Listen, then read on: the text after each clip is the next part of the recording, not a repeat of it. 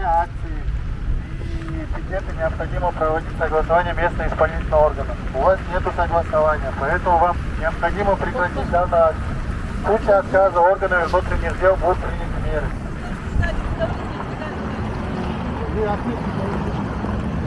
Кімді қорғап жүрсіз? Кімнің сөзін сөйлеп жүрсіз? Кімді қорғап жүрсіз? Кімнің атынан сөйлейсіз? Халыққа неге қысым көрсетіп отырсыз? Светозон, Министр Умурзаков Нурбек, Есіл ауданы әкімінің қызметкері. Сіздің акцияңызды жергілікті атқарушы органмен келісіммен өткізу қажет. Сізде келісім парағы жоқ. Сол себептен сіздің акцияңызды тоқтату керек. Бас тартқан жағдайда ішкі істер органдары сізге шара қабылдайды. Уважаемые граждане, меня зовут Умурзаков Нурбек. Я специалист аппарата Акима района Есиль.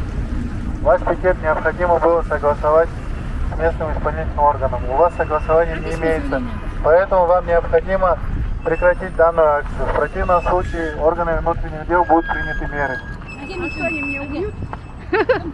Они мастера убивать. Убьют они меня?